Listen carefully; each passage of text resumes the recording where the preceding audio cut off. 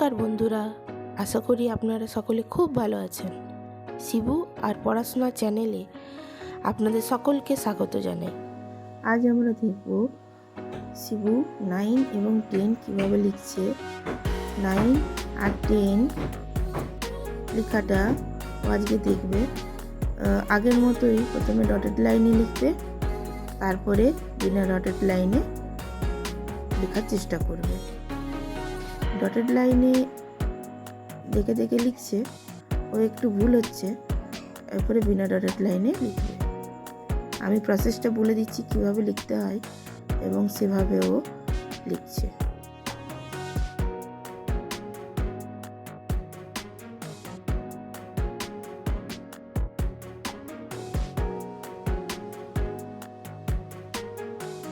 Dotted লাইনটা complete হয়ে গেছে, এরপরে বিনা ডটেড লাইনটা নিজের থেকে লিখছে।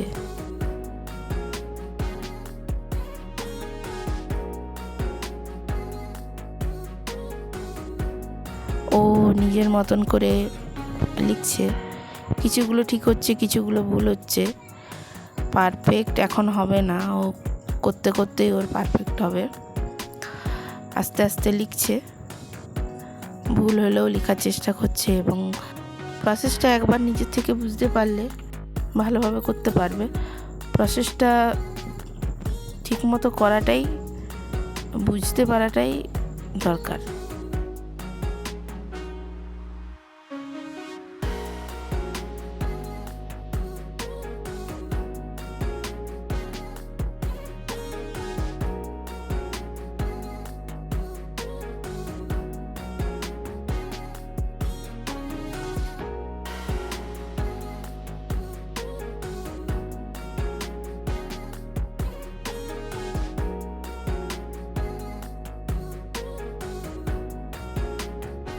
নাইনটা প্রায় শেষের দিকে, 9 লেখাটা ওর শেষ হয়েছে। এরপরে শিবু 10 লিখবে।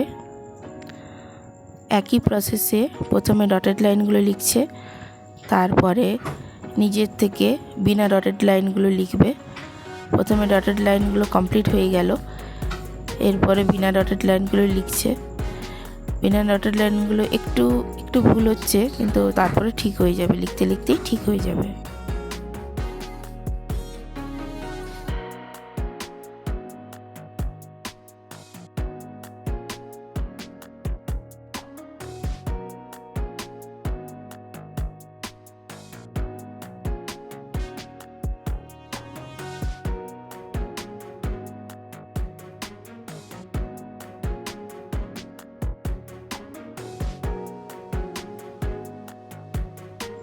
টেন লেখাটা প্রায় ওর শেষের দিকে, মোটামুটি একটু ঠিকই করেছে, যেমন পেরেছে, ছোট বাচ্চা যেমন পেরেছে অমনি ঠিকই লিখেছে।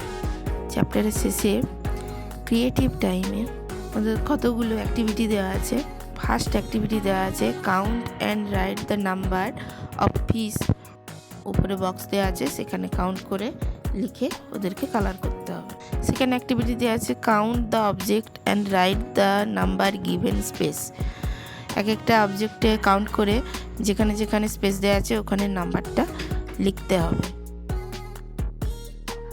আপনারা আমার সঙ্গে থাকুন, আমার শিবু আর পড়াশোনার চ্যানেলকে এগিয়ে নিয়ে যেতে সাহায্য করুন, যাতে আপনাদের সাথে সাথে অন্যদেরও সাহায্য হয়। তাই আমার চ্যানেলকে লাইক করুন, সাবস্ক্রাইব, কমেন্ট করুন এবং বেল আইকনে ক্লিক করুন পরে নোটিফিকেশন পাওয়ার জন্য। ধন্যবাদ। নিজে সুস্থ থাকুন এবং ভালো থাকুন।